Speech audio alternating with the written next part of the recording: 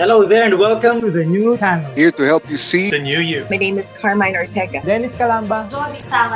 This is Nato Agbayani. My name is Juan Lu. I'm Chino. I'm Trisha. This is Apple Manansala. This is Attorney Carlo Ibanez. This is Attorney Sheila Santiago. This is Angie. This is Argamit. My name is Dante Salama. This is Jesse Francis Rebostillo. I'm Dania Cunha. Mon Mendoza. I am Mapet Erhino. I'm Leo Bryan. Mike. Nice one, dear. Sir Al Ian Barcelona. Marvin Salazar. This is Sonny Haydee. Heidi Lumayno. This is Ivan Jude. Patrick Geronimo. Alan Perez. My name is Erwin Ursua. My name is Bob. My name is Lloyd Luna and this is Future. The Talk. Family Business. The Puppet Stories. After Shift. PNC Town Hall. YOLO. Marketplace. The Home Buyer. HR Hotline. Danny Art Show. Healthline. Foreign Affairs. COVID stories. Awesome Day Show. Thank you. Money and More. Cybernext. Women at Work. Win Within. Port Project. The Big Picture.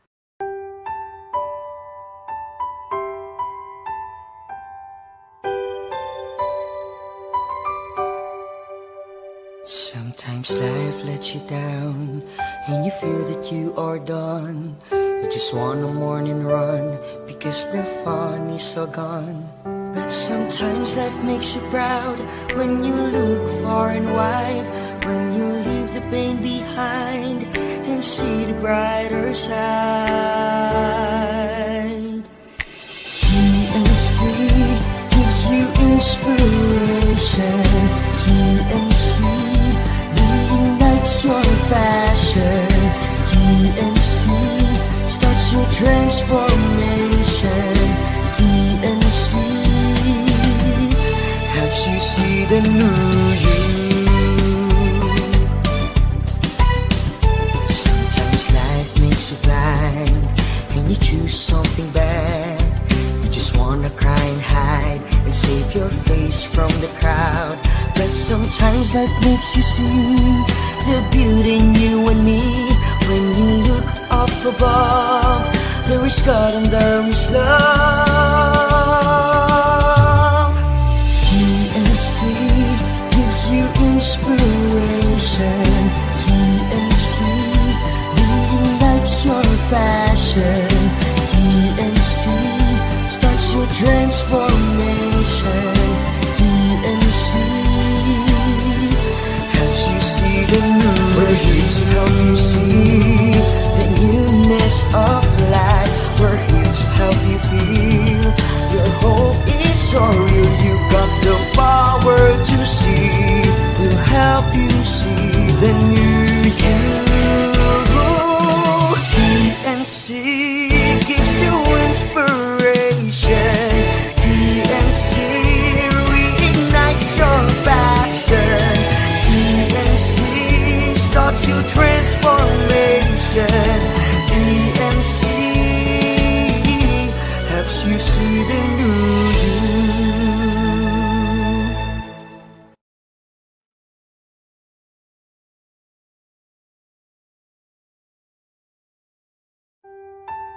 The new channel.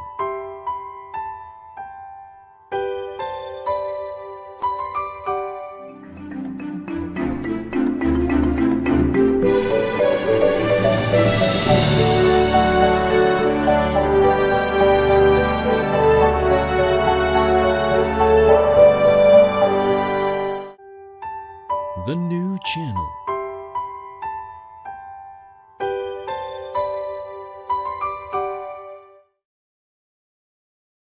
The views, opinions, and insights expressed in the following show are those of the hosts, producers, guests, and viewers. They do not necessarily reflect the position of the channel. Viewer discretion is advised. Good evening and welcome to the new channel, Inspiration, Passion, Transformation. We are helping you see the new you. This is Sonny Haydee streaming live from San Jose, California. And this is Heidi Lumayno streaming live from Metro Cebu. And you are watching Money and More.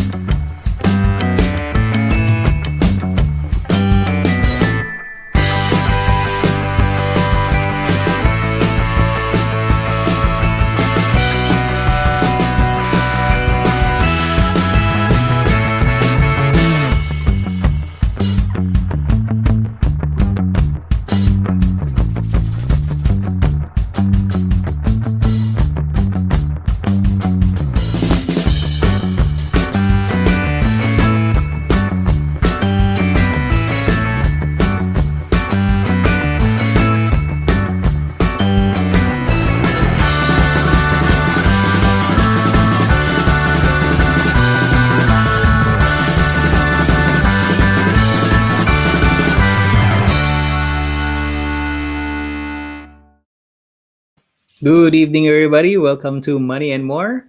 I hope everybody is safe back there. Kumusta kayo dyan? Yung bagyo, kinakumusta mo yung bagyo dito?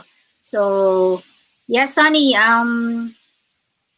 sad to say, marami tayong mga casualties no in the Luzon area, and dito naman sa Cebu, naramdaman lang namin yung lakas ng hangin, but it wasn't really that bad unlike dun sa Luzon area. So, nakikiramay po kami dun sa mga nasalanta ng bagyong Roy. Yeah, we were worried. No? We were worried over the weekend kasi nga the reports were coming in na baka magiging category 4 no ang bagyo, and how that would affect yung mga kababayan natin sa Bicol region. Pero it was actually signal number 5. Signal 5, right? No. Yeah, so we were lakas worried ng about hangin that. talaga. So sa inyo, kamusta yung, di ba election today? So how was it? Actually, yeah, today nga November. Anong ganap dyan? Yung elections naman kasi, well, sabi nila this is the most important election in our lifetime daw, no? Because we have two really opposing parties no clashing against each other, and parang this will define the direction no of the world's largest economy for the next year 4 years no. So what we're seeing now is the initial reports are coming in na napakarami na daw ang bumoto no, parang historical high. So people are getting have gotten really involved no in the elections. Yung elections naman kasi dito hindi lang national kasi it's not just electing for the president but also people electing several propositions no statewide. So maraming mga propositions. I think in California alone mga 60 propositions that you have to vote on no. So that also sets policy no on the direction of where the country will go no. So very interesting. Kamusta dyan? May na ba kayo kung sino nang leading or wala pa, we will actually not know no. When would you know? We will actually not know, pero we hope to be able to know if the election is today. No, in the next 1 or 2 days, they will declare kung sino na ang nanalo. So it's a very right now. Is there some tension? Probably. I don't know, but we'll see where it goes. No. The reason why that's important is because yung kung kasi no following it in a macroeconomic perspective, we follow kasi where the biggest economy in the world goes, no? So economic policies of the United States may effects po yan kasi sa in the economies around the world, no? And that might even affect yung natin sa Pilipinas, no? Being the US being a major market for us. So that's in a macroeconomic policies. Pero on a personal level, parang hindi naman siya masyadong it will not affect you, no? It will not affect me. It will not affect me. It will not affect individuals, no, on our personal choices, no, on what to do with our money and how to manage our money. So, pero may effect siya on a macroeconomic perspective. Ganon. Pero well, yun yung mga pangyayari dito, no. What's more interesting is what we're going to talk about today, no. I'm actually very excited about this because we're talking about the elections right now, no. The elections kasi will start the course of the country for the next few years. And personally, tayo din dapat meron tayong course no of how we want our lives to end up no in over the next few years. So planning ang kailangan diyan no. So we've been talking about personal financial planning since the start of the show no. That yes, because yun naman talaga ang meat ng show, di ba? Right. Yun naman talaga yung purpose. Sa maraming paths no depending on where we are right now sa status natin sa buhay at mga plano natin sa buhay, there are different pathways for us to achieve yung financial freedom or financial success. But more than that, when we plan, you would relate to this, Haydee, no? When we plan, we not only plan for ourselves, but we definitely plan for our families as well, no? Especially our children, di ba? Making children natin, no? How do we look at leaving a legacy, so to speak, no, leaving a legacy to those who will come after us, no, yung mga children natin, right? So very interesting topic ngayon because we'll be talking about Yeah. legacy planning, no. I agree to that, Sunny, kasi di ba, we work for our children or for our Okay. loved one. Yun naman talaga ang role natin namin, no, na mga parents. So ba't ka natatawa? So anyway, so Yeah. that is actually for most of us, that is our children are our why. So it's just Right. but normal that we have to plan kung what's next after that, no? After building up your assets, anong susunod na gagawin natin. And very fitting for tonight's episode because we have a very special guest who's an authority to that subject matter.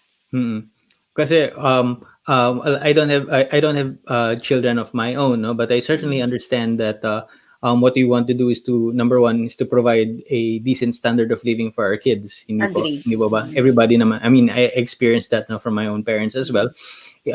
Any good parent would really want to give their children the best of opportunities, no? Living the life now and in the future as well, giving them those opportunities. More than that, we also want to be able to pass down, no? We want to give them, number one, yung opportunities nga, no?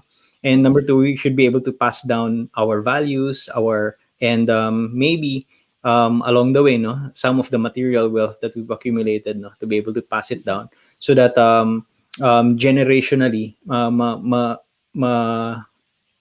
ma-inherit nila, no, yung mga the things that we've done for in our lifetime. And that requires a plan. Kailangan may plano yan, no? Otherwise, there will be a lot of things that will complicate the transaction later on.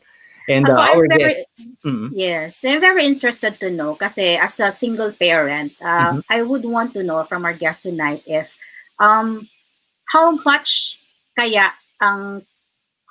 is enough for a legacy na dapat may iwan sa anak mo, or and also that would also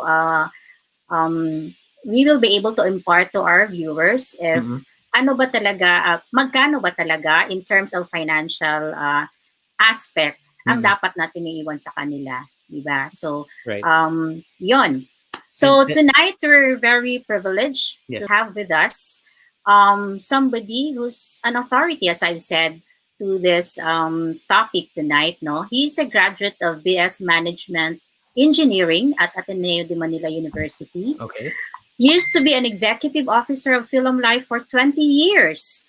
He is a certified investment solicitor, a 7-time $1 million roundtable qualifier, and currently is the agency manager of Cleto Financial Advisors of Film Life. Ladies and gentlemen, we're very privileged to have him tonight, Mr. Larry Cleto. Hi, good evening, Haydee. Good evening, Sonny. Thank you, Haydee, for that very generous introduction. Masyado mataas na siguro yung expectations ng audience because of how you have introduced me. Ikaw rin, Sonny. But let me clarify. My expertise is, well, in the financial services, primarily in life insurance. Pero ang broad ng ating topic ngayon na legacy planning, it has legal aspects and it also has accounting accounting or yung valuation aspect. Pero the legal and the valuation side, I really like to leave it to the lawyers and the accountants respectively, who are better experts than I pagdating dun sa area na yan. At pagdating dun sa, well, some finance parts of it, like particularly life insurance, that's where I might be an expert in. All right. Yeah. It's great to see you, Boss Larry. No, it's always a pleasure to be able to have a conversation with you, no, especially when you talk about this aspect of personal financial planning. No, it's great to see you. Kumusta naman po kayo? Kumusta kayo dyan sa Antipolo? We're actually thankful, much more thankful really now, to God that as far as the immediate family members and extended family members, everybody remained healthy. And that's something that we used to be taking for granted, not like ngayon na talagang napaka-importante na healthy tayo. Dati, makati lang yung, or masakit lang yung ating lalamunan, may sinat lang tayo, we don't really mind. Sugod lang tayo sa office in spite of that. Pero today, Makati lang yung lalamunan mo, mag-aalala ka na eh. So we're very, very thankful that every member of the family continue to be very healthy. Especially kami, may alaga kami mga senior citizens, my mom and my mother-in-law. So we really take extra precautions because pag makapasok lang yung sakit within the immediate circle, there will be significant impact to our family dynamics. Likewise, very, very thankful because, well, yung work natin, the profession natin, it can be done work from home digitally. Only realized that years ago, we're already prepared to go digital. Nung nagka-lockdowns lang nung March, okay, we just waited for 2 weeks before we finally went online. Pero bakit merong 2 weeks? Because hinintay pa natin yung approval ng Insurance Commission, the regulator of our industry, na pumayag na kapalit ng face-to-face physical meeting, which is dangerous and ayaw ng ating mga kliyente. Like yung ginagawa natin ngayon, this is already considered a substitute to the face-to-face meeting. So, believe me, I have clients na tagal na namin balak magkita, but since they stay in the provinces and I'm here in, well, close to NCR, months of planning, hindi natuloy yung meeting. Pero believe me, it was during at the peak of the ECQ na natuloy yung meeting namin ganito and yung pinaplano naming business. Believe me, it went. Yeah, and it is from the safety and comforts of our home. Everything really is very, very digital, And something we love about our business, it is timeless, Sonny, Haydee, you're exposed to it. It's timeless. Hindi ito yung uso-uso lamang habang Agree.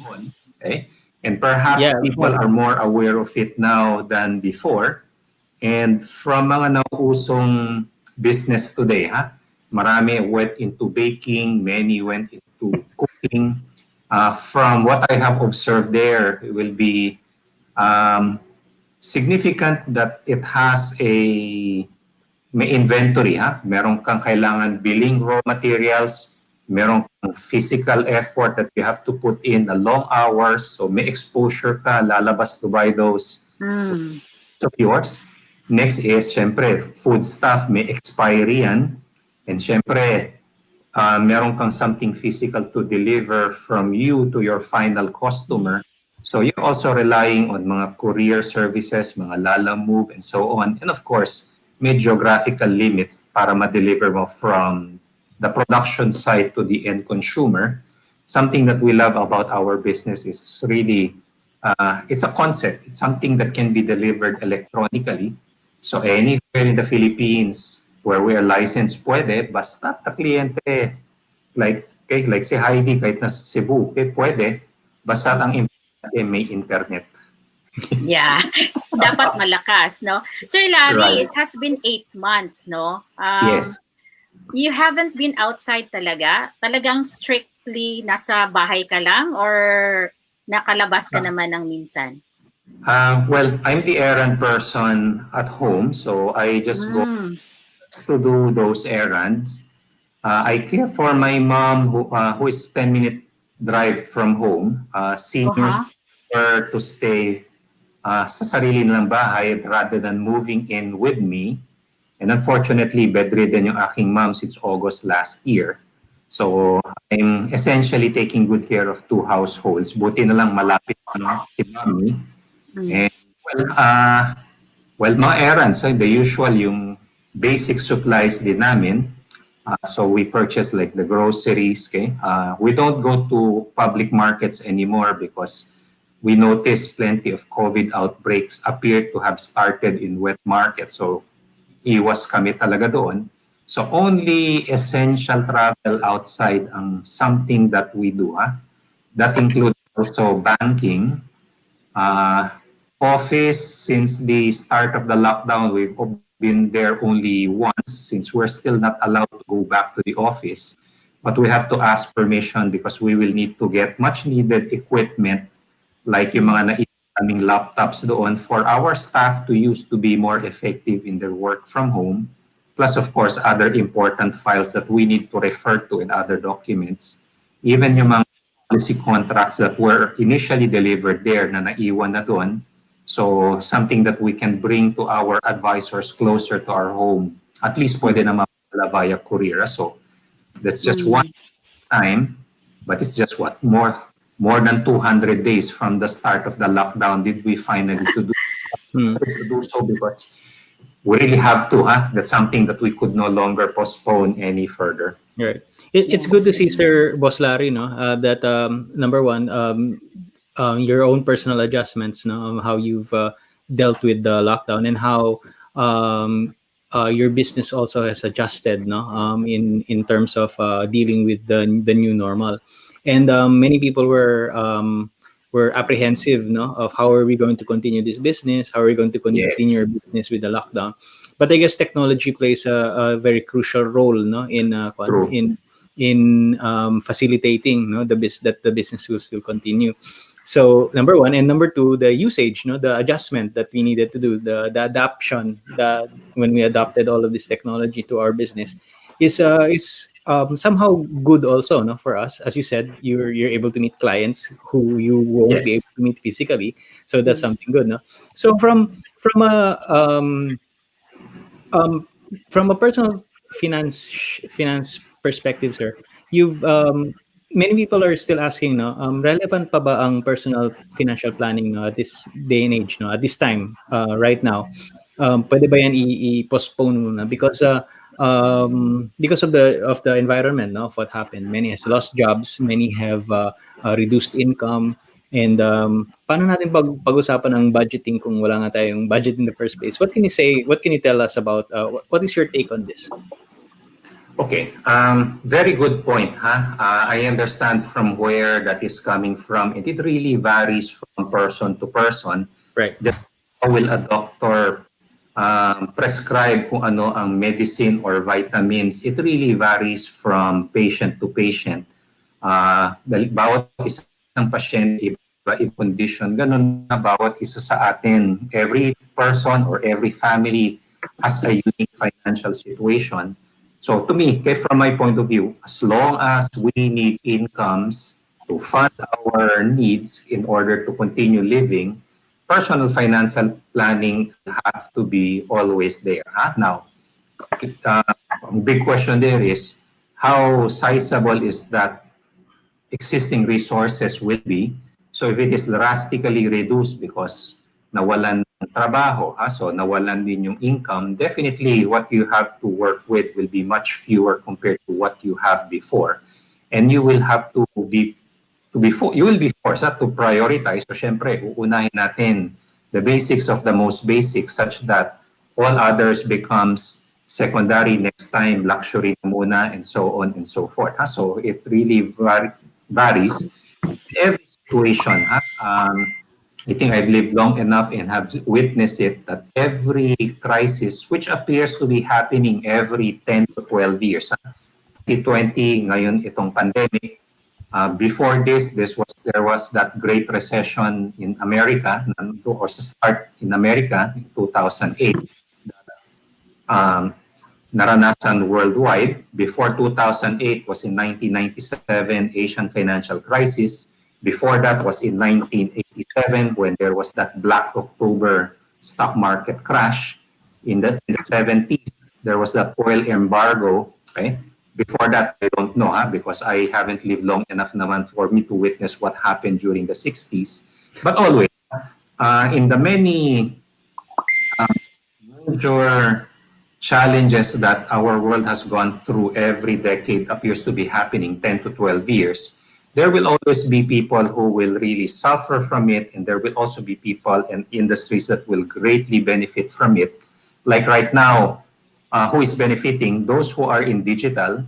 Okay? So, for example, Google is doing well, Zoom is doing well, okay? But of course, the traditional brick and mortar that requires, for example, yung people traffic, like the malls, okay, the restaurants, they're the ones that are adversely affected. So, yun lang. So, again, question na sa amin, na okay ba kayo, Larry, di ba, mas mahirap na ngayon, mas kaunti na, or mga tao, hindi nila priority ang insurance ngayon, ha? Definitely, if you're speaking to somebody who lost their job, okay, and therefore wala ng income, definitely that's not their priority. But for those who are doing okay or perhaps doing even much better during this period, they are the ones actually who are more interested because now they are more aware, just like you and I, we are more aware and conscious of our good health. People already are more aware the importance of having an emergency fund. They are more aware that they should be better prepared just in case an unplanned contingency happens. So again, it depends upon the person. But the answer to that is yes, as long as we need our incomes, as long as we need money to sustain our lives, personal financial planning remains very, very relevant. Yeah. Sir Larry, tonight we will be talking about, which leads us to this topic, no, about legacy planning. How important really is legacy planning to every household or every family? Maybe you can also, because when you talk about legacy planning, medyo broad siya, no? Maybe you can define it to something that we can digest. Yeah, okay. Right. Quick answer to that is yes, a very, very important on legacy planning. And legacy, you're right also, Sunny. It's something really very broad. Okay? Top of mind when you say legacy, ano ba yung iniwan mo sa family, it can mean material. So if you look at dictionary definition will really define it as the material things that you have left behind. But legacy from the common person, it's more than just the material legacy, but also to include a way of living, a way of thinking, even family traditions and cultures are there. Like, okay, tayo, Heidi, we're parents, okay? Part of the legacy that we will be leaving behind our children is really our examples. Sa mga audience natin who are watching us right now, it's really more what we do that our children see. That is the legacy part of the legacy that we will leave behind with them. That's much more than what we advise them. It's much more than what we tell them. So, okay. Now you have seen itong slide that I have prepared. How important that legacy planning is. Almost everybody needs it. Anong purpose? It's really, at the very least, maintain or keep. Mas maganda if we will have to improve two major points that I have listed there. Legacy planning, the purpose there is to keep, if not enhance, yung ating family's loving relationships. Kasi kung material na bagay na iniwan or ipe-prepare, para those material things become a real blessing, dapat hindi pinag-aawayan or talagang mas lumalalim yung loving relationships within the family. Pero we know of plenty of stories and even in soap operas, yung mga kayamanan pinag-aawayan, and sometimes kahit ang simpleng cause ng pag-aaway will be hindi nag-agree yung mga heirs, yung mga magkakapatid, yung mga na who will receive what. Kasi marinig ko maraming kwentong ganito, marami na nga natanggap, pero kung minsan something na emotional ang isang bagay. Sa limbawa, relo ng tatay, sino ang gustong tatanggap ng relo? Okay? Kahit nakatanggap na ng bahay, kahit natanggap na yung negosyo, and so on and so forth. Minsan, kapag hindi lang mag-agree kung sino ang tatanggap ng relo, doon pa yung cause na magiging away. So, that's one. And then, of course, it appears that ang legacy planning appears to be more applicable to the wealthy. I completely disagree with that. It is just more obvious that they need legacy planning because something tangible na yung wealth na nakikita natin. But among the young, they have a legacy na dapat paghandaan at protektahan, and that's their future income. And that future income is what will provide for the material welfare of their young family. I did not prepare a slide already for this, but for our audience, hawak nyo yung cellphone ninyo, buksan ninyo ang calculator ng inyong cellphone. this is my point example, a 30-year-old today, example, earning 30,000 a month, will work until age 60. So may 30 years siyang to work. For simplicity's sake, okay, yung income niya na 30,000 a month today will remain straight until he retires at age 60. This 30-year-old will earn 10,800,000. Okay? Now, that's what I call a human economic value.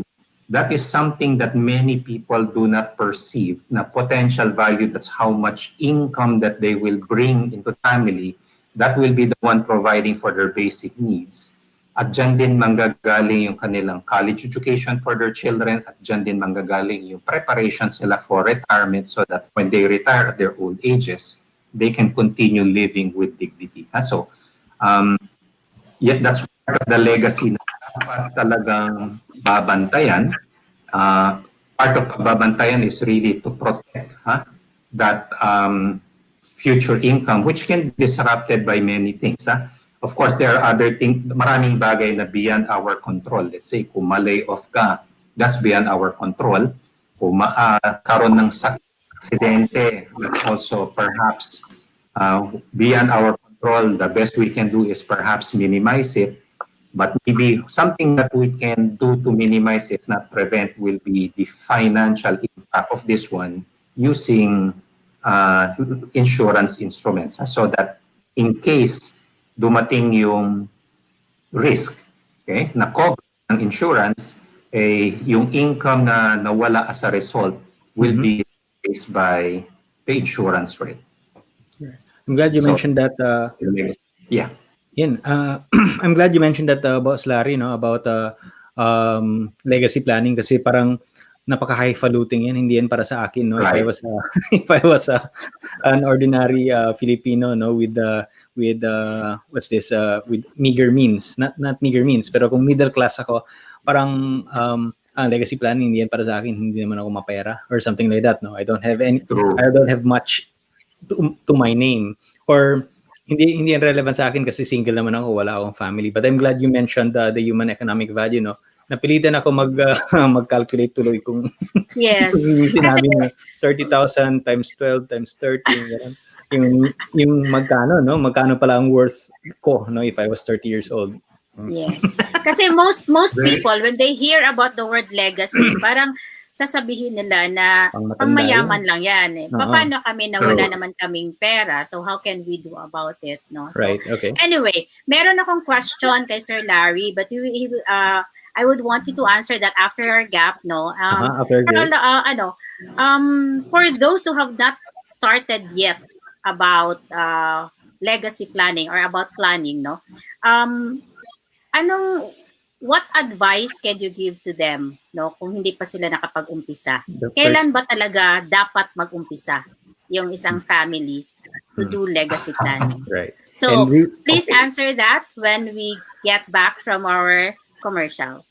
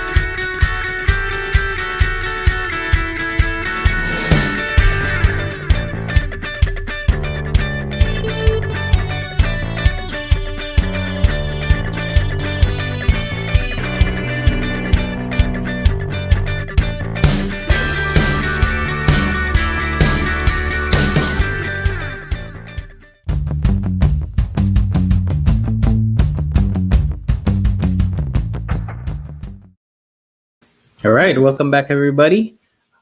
Please watch all of our shows, live stream shows here at the new channel. We have the big picture, inspiring stories of notable personalities, Mondays to Fridays at 7 p.m. Human resource management on HR hotline, Tuesdays and Thursdays, and Saturdays, 12 noon. The family business is everyone's business is Saturdays at 4 p.m. Life, business, and success stories on the fourth project, Saturdays 10 p.m. in Dubai and 6 p.m. in the Philippines. Beauty Beyond What Your Eyes Can See, Usapang Beauty, Saturdays at 5:30 p.m. Hear positive stories of those who have recovered in the COVID stories, Saturdays at 10:30 a.m.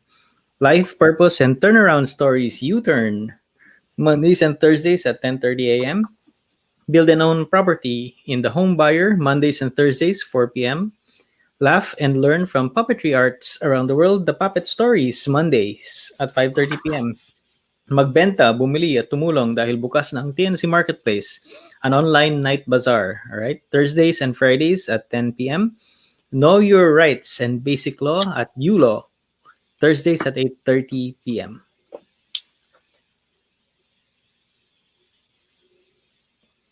Two leaders in one platform, TNC The Talk, Mondays at 12 noon. Chill and Booze After Shift, Wednesdays and Fridays at 8:30 p.m. Strategize and win in life through Win Within, Saturdays every 8:30 p.m. Kids, Dream, Achieve, Nurture, and Inspire. Watch Danny Art Show, Fridays at 5:30 p.m. Learn Together Across Borders, Foreign Affairs every Tuesdays at 10:30 a.m. Because Health is Wealth, Healthline, Wednesdays and Fridays, 4 p.m. Celebrate Women at Work, 9 a.m. Saturdays. Always Be an Awesome Day every Mondays at 2:30 p.m.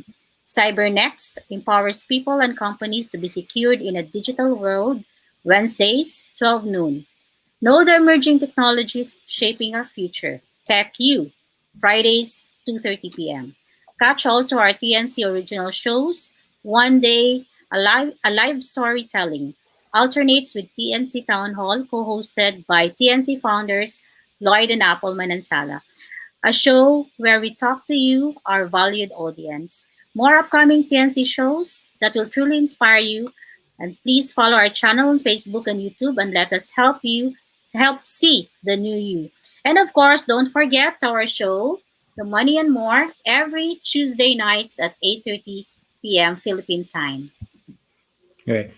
Welcome back to Money and More. No? I'd like to say hi to our viewers tonight. Madam Ellen De Jesus Manansala for Yes, watching. good Thank you for evening. being here. Thank you Right? for And to all our watching. viewers, if you have comments, you can type in your comments no, at the chat box below. And maybe if you have questions for our speaker, Mr. Larry Cleto, we can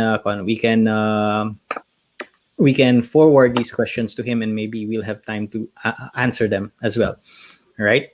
So let's go back to Mr. Larry.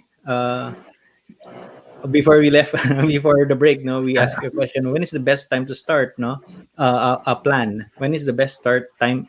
When is the best time to start a plan? Right? Maybe not necessarily legacy planning, but a plan. Oh, I am frequently asked that question, Sunny and Heidi, and I'm going to ask it again dito, okay? And you'll be surprised that the best answer is always yesterday, right? But of course, yesterday is past, right? Nothing that can be done. The next best option really is as soon as possible. Today, tonight, okay? Because today will be yesterday already, beginning tomorrow. So as soon as possible is the next best answer. Now, why do I say so?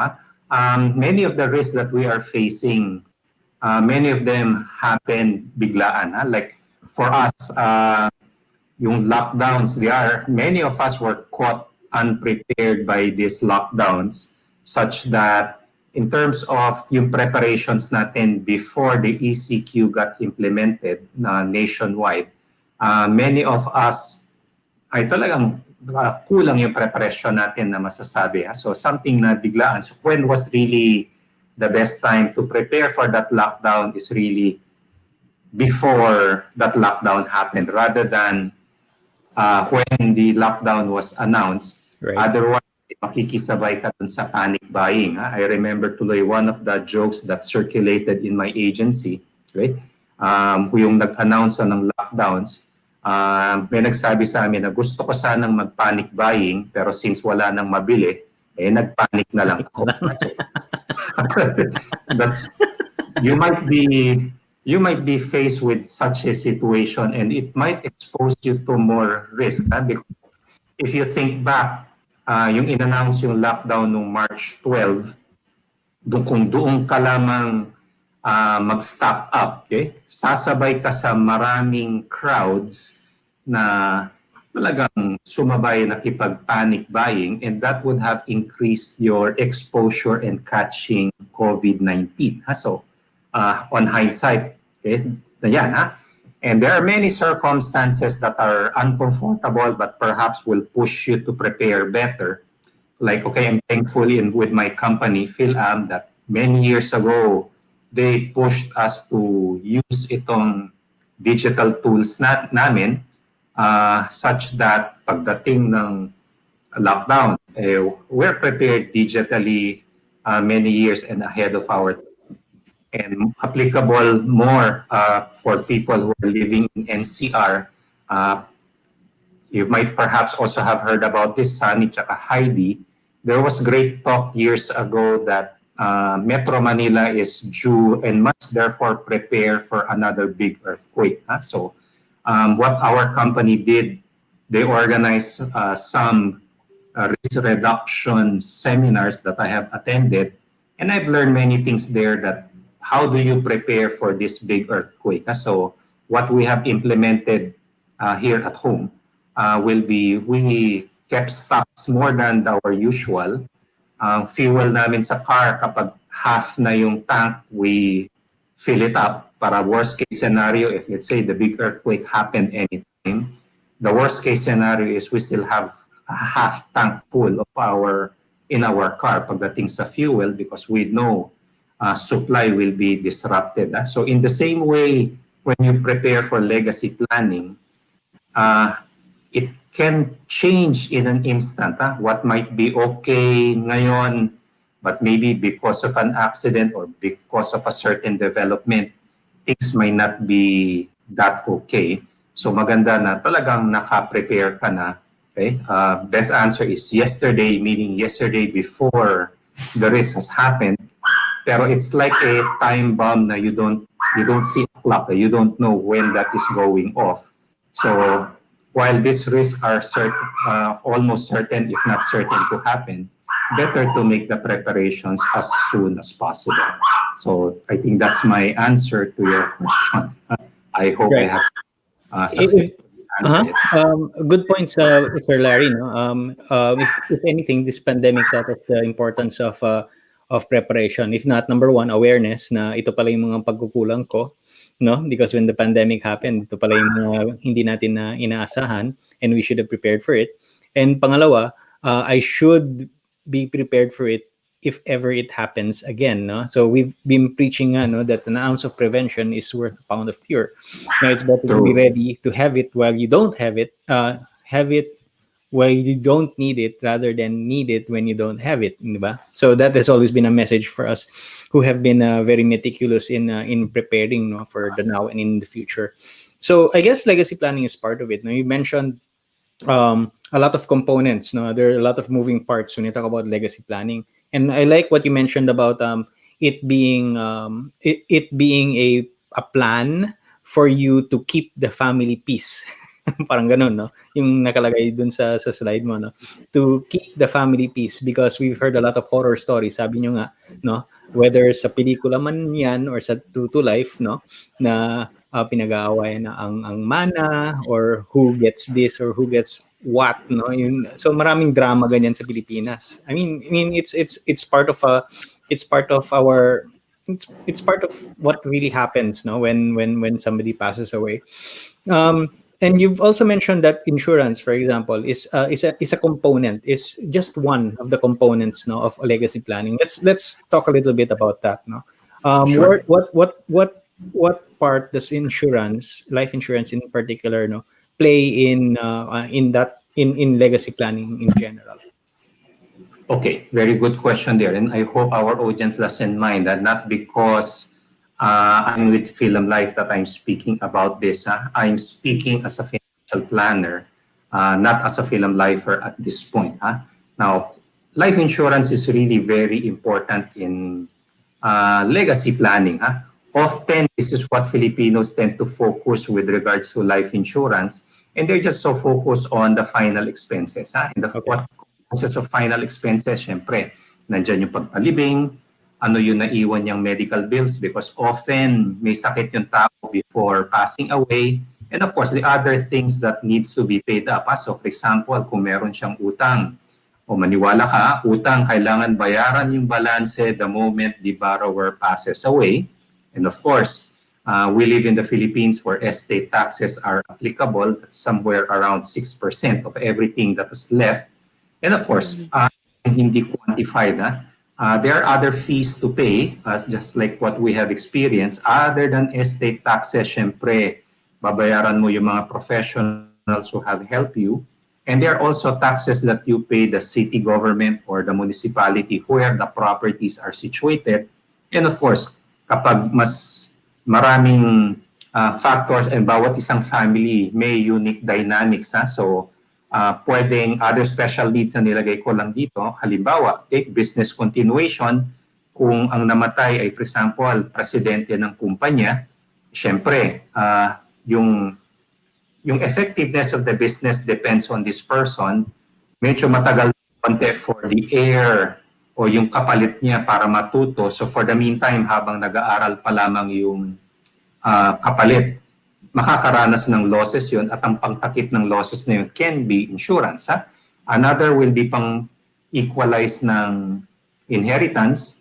So for example, dalawang bahay ang iniwan sa dalawang anak, pero yung bahay na isa sa panganay situated sa Metro Manila, pagkatapos sa probinsya yung natanggap ni Bunso, siyempre, lalabas na lamang yung panganay na nakatanggap ng property na located sa kabihasnan or city center. So to equalize it, life insurance is there na to balance it. But again, ang focus ng karamihan ng Filipinos are just in this final expenses. Okay, can we go back muna dun sa previous slide?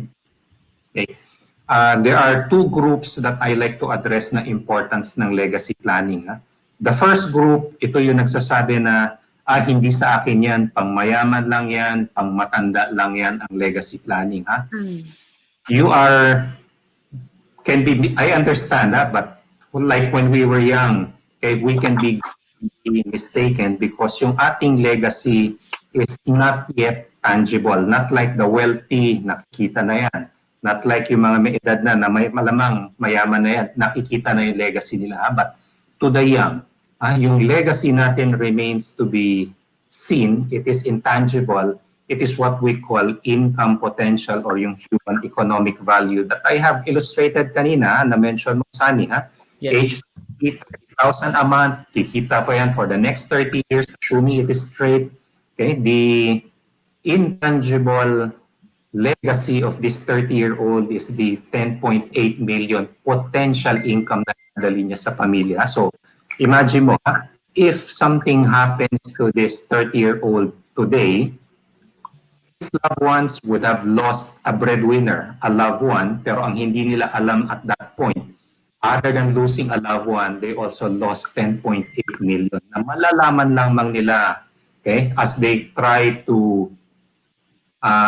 live their life, continue on with their lives, okay, after cleaning up the loss of a loved one. So, often, kapag may ni-refer sa akin or if I approach somebody and talk about life insurance, marami nagsasabi, Haydee, huwag na. Sonny, huwag na. Meron na akong insurance and in Filipinos, mayabang pa. 1 million pa nga or million pa, right? Okay, and I think I've experienced that. Pero kapag nai-reveal natin sa kanila, and this is the part of a financial planner and financial advisor, if we help them see their human economic value. The intangible legacy that they have, okay?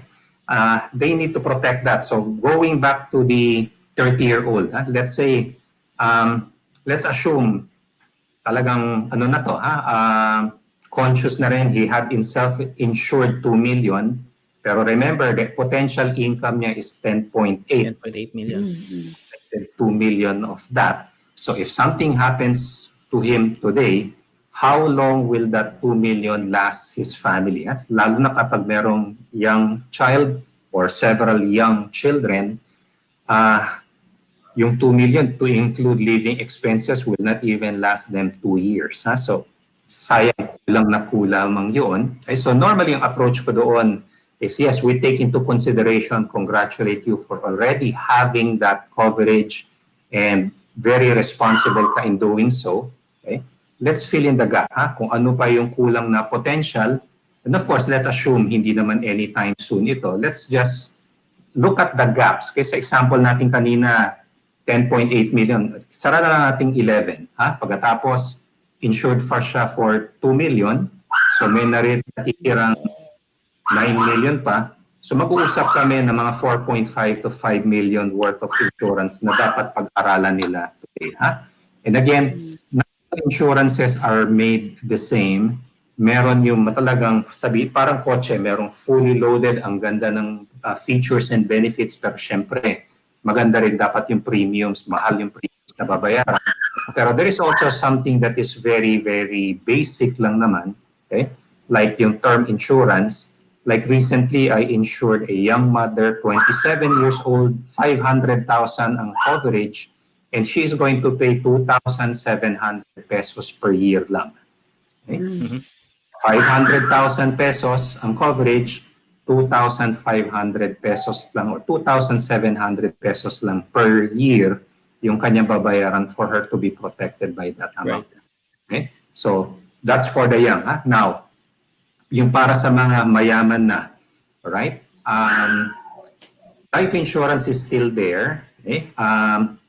Because ang purpose ng maganda sa insurance is it is like buying money for a great discount. Okay? That's what the wealthy would see, that the younger people and ordinary people do not see. Ang tingin kasi ng tao na ordinaryo, yung babayarang premiums, gastos lang yan eh. Okay? Pero if they insist in looking at it as a gastos, I agree with them, it's a gastos. Pero it is a gastos na babalik sa'yo, and it's a gastos that will bring back more money to you. Okay? In the same way that we should look at an investment, in the same way why you pay seminar na medyo mahal because alam mo, you will gain something that will increase your income potential or will increase your material wealth. So that's what the wealthy people would see. So for example, balik tayo dun sa estate taxation sa atin.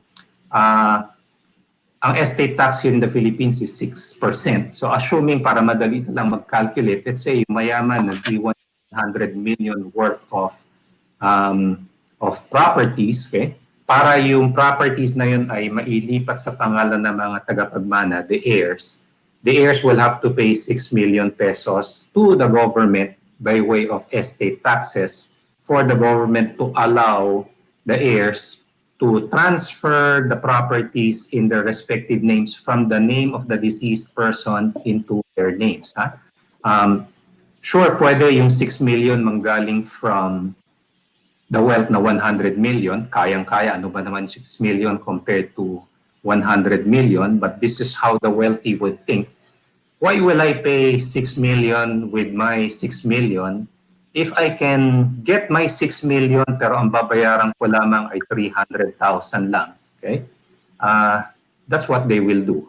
And ano yung instrument na yun that you can get 6 million in exchange, you get 6 million cash at saka 300,000 na yung ginamit kong example. What is that instrument?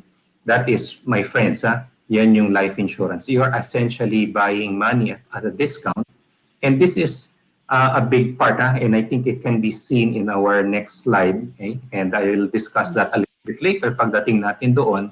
But for now, I'd like to mention that kung magbibili ka ng property, you really have to pay it in full. For example, bibili ka ng car, you took out a loan, you have to fully pay the loan before that car really becomes talagang yung title niyan, yung kanyang registration unencumbered to be fully owned by you. In the same way, when you buy a property, let's say real estate, a condominium, house, and while you have a loan, a part of that property is not really owned by you, and marami pang ang control, yung nagpautang sa'yo ng pera, you only fully own it kapag fully paid na talaga yung loan. Now, worse, this is what we have witnessed, is what if, let's say, the borrower passed away and naiwan yung balance, hindi pa fully paid yung loan. And that loan, by the way, when that happens, the balance of the loan has to be fully paid at that moment. Yan yung loan contracts. That's why many banks today require what they call mortgage redemption insurance para yung insurance na yun yung magbabayad dun sa unpaid part of the loan para hindi maremata yung property so that the loved ones who are left behind hindi mapapaalis ng banko para ma-recover lang yung loan. So that is as far as the other properties are concerned. But life insurance is very unique. You might buy, let's say, an insurance that is 20 years to pay. You get fully paid. It gets fully paid, let's say, after paying it for 20 years. Okay. But if the insured passed away, for the sake of illustration, let's say 3 years. 3 years pa lamang siya nagbabayad. The life insurance will always pay in full. And then premiums niya from the 4th year hanggang it gets fully paid on the 20th is no longer charged. Okay, so, Sir Larry, yeah. We will discuss more about the role of the life insurance in estate planning when we get back to our gap. This is very interesting. This topic is very interesting at meron na kami mga questions dito. And of course, for those who are watching right now, if you have some questions for our guest speaker, kindly type it in our comment box so that he'll get that chance to answer later before the show ends. Let's go for gap to commercial.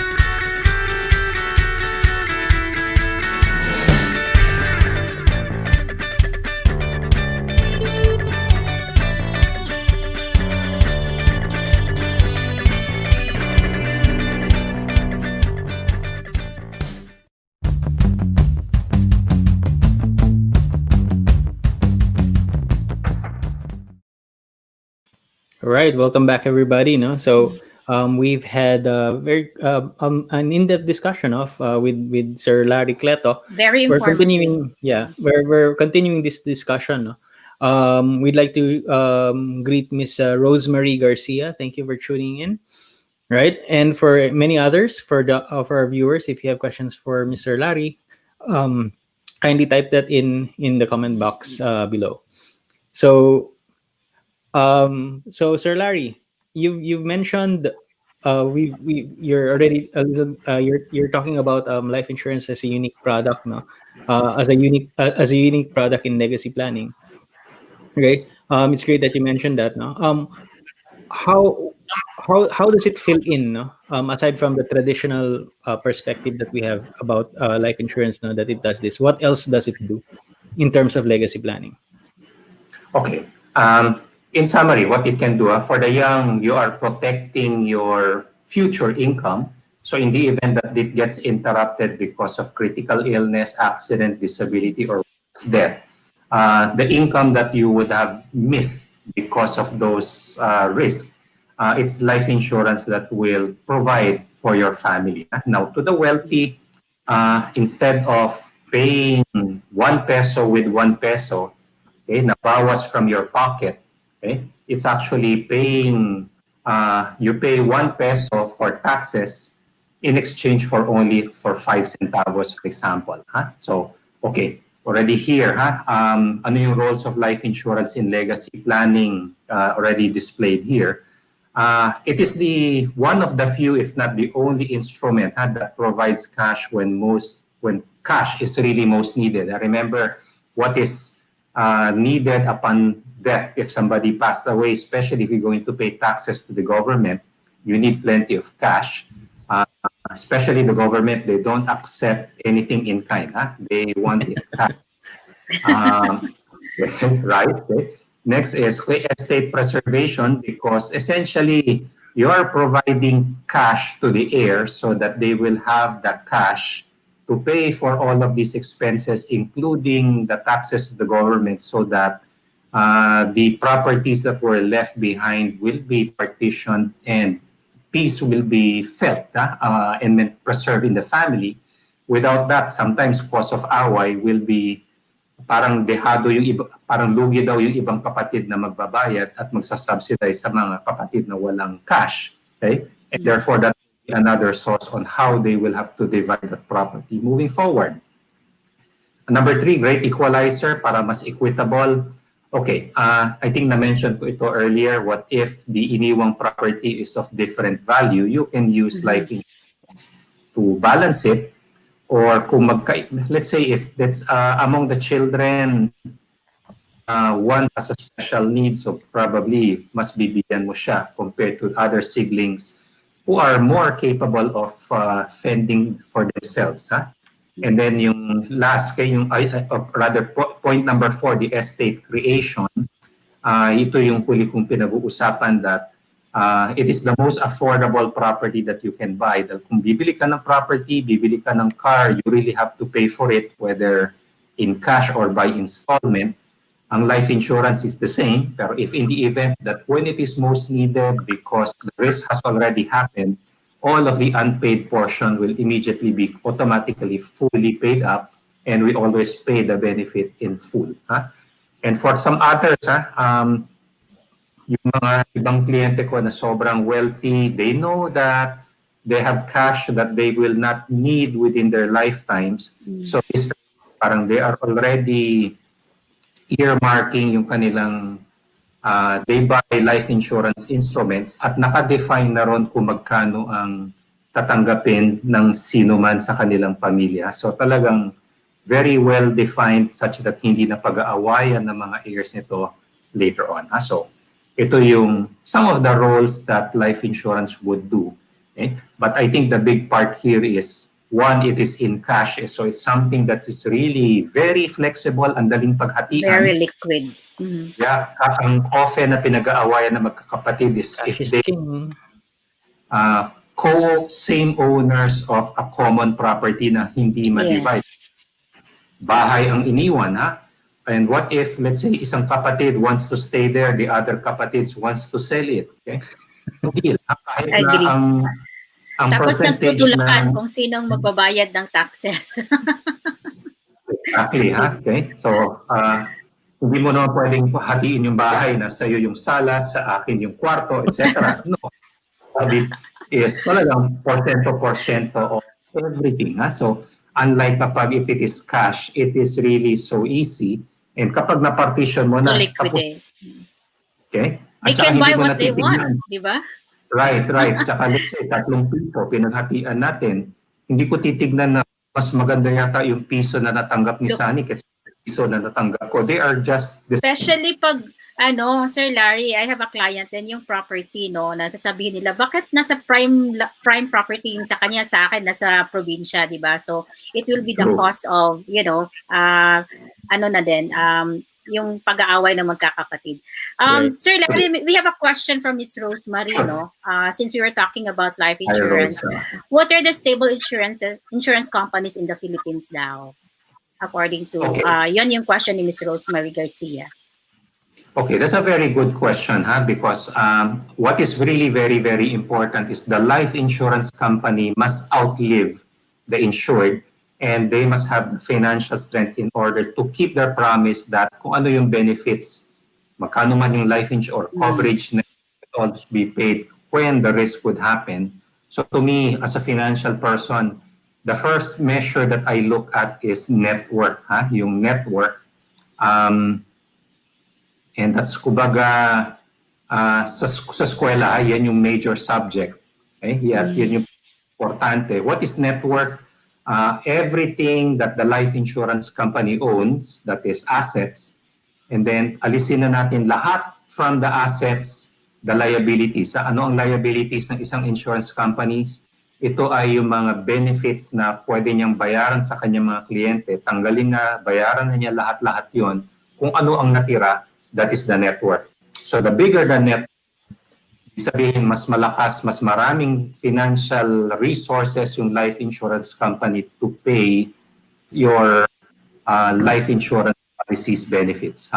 And I'll only speak for Philam Life because, well, taga Philam Life ako and I have little idea as far as other companies are concerned. You can visit Insurance Commission's website at www.insurance.gov.ph and look for the rankings of the life insurance companies according to net worth. And Philam Life is the one top, by a large margin there.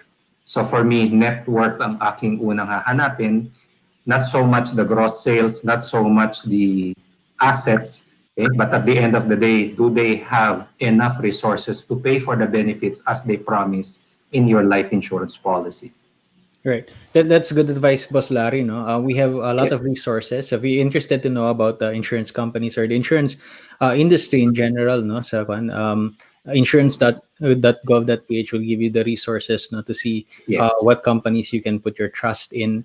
I would like to believe naman din that because of regulation, no, that all of these insurance companies have the financial muscle, no, to be able to pay the benefits. Yung benefits later on, no. And that's why we encourage our viewers, no, to have that conversation with your financial advisor, whatever the company is, no, not to avoid the insurance conversation because yung no, it's something that you may have been putting aside because you think na hindi mo kaya or it's something that you don't want to talk about. But I guess the pandemic has taught us this lesson, no, that we have to be prepared. So maybe that conversation that you've been avoiding, no, with your financial advisor, no, you've been trying to avoid it. Maybe it's a good time for you to look at yourself now and look at your plan. No, anong plano mo in the future, and have that conversation with the financial advisor. Hindi naman, I don't think you will lose anything. You will lose anything, but more to gain. No, when you have that conversation. So talk to your financial advisor about planning for the future. Okay. So Boss Larry, you have Cleto Financial Advisors, right? Maybe you can talk a little bit about what you do and maybe some things about what your plans are. Okay. Cleto Financial Advisors is an agency of Philam Life. It was created only in 2017. So 3 years old pa lamang siya, o magti 3 years old pa lamang siya. When we were created, we were only 44 financial advisors. Today, we're already 88 and planning to end with 100 financial advisors already in that agency. We started with 2 unit managers. Now we have 6 unit managers. And our vision is we like to be premier financial advisors and agency leaders who are trusted by our stakeholders. We have 3 stakeholders that we have identified. One, of course, is our family and loved ones, that they should benefit because we are doing our professions correct. Our clients is our next stakeholder because it's very important that we deliver our promised benefits to them. And of course, the company where we are affiliated with, they have to be profitable, and we're also definitely delivering their business requirements. Kapag happy itong tatlo, we have a long-term business. Kapag isa ron is not happy, the business will not really last long. So that's our vision. And what do we do to achieve that vision? That's going to be our mission. Our mission is not just ahente lang upang makapagbenta, but really living the life of a financial advisor such that we educate and guide our clients for them to be financially free, and they will be using the instruments. Ito yung mga products and services that are being offered by the Film Group of companies. And hindi lang basta any product, we will have to match their needs at saka yung product na talagang bagay na bagay, just like what I had mentioned earlier. The doctor will diagnose first before he would know anong gamot or vitamins ang ire-reseta niya para sa kanyang pasyente. Ganon din ang approach ng isang financial advisor from Cleto Financial Advisors. All right. Okay. Well, we had a very good discussion with conversation with Mr. Larry Cleto. It's always a pleasure to have a conversation with you, sir. No? So the wealth of your experience, your 30 years of experience in personal finance and agency leadership is always a pleasure to listen to you. The pleasure and the privilege is likewise mine. Thank you for giving this, Haydee and Sonny, so that, mas marami tayong ma-reach out at matulungan ng kapatid nating kapwa Pilipino who are watching us right now. So thank you for this opportunity. Thank you so much, Sir Larry, for this opportunity. And as always, kulang pa din yung oras natin. No? Topics like this, kailangan talaga yatang 1.5 hours. But, please do have time next time if we get to invite you. I hope that you'll get to guest again with us kasi for different topic. Kasi maraming nagtatanong about estate planning. So maybe we can invite again Sir Larry about it, about that topic. No? Marami kasing aspeto ng legacy planning, like education planning. It's very broad. You will need the help of a lawyer, an accountant, and tayo, what do we provide lang is really just the life insurance aspect of it. Correct. So, Sir Larry, thank you so much. I hope, yes, thank you so much, and I hope to see you again one of our episodes. And it was our pleasure to have you in the show tonight. Right. Maraming salamat, Boss Larry. Okay. So, so yun, ang daming takeaways na naman, Sonny, no, from sa akin, from the Sir biggest Larry. takeaway, the biggest takeaway for me is gagamitin natin tong planning, legacy planning, to keep the peace sa family para later on when the time comes, hindi sila mag-aaway-away who gets what, but to keep the family peace para lahat happiness and love.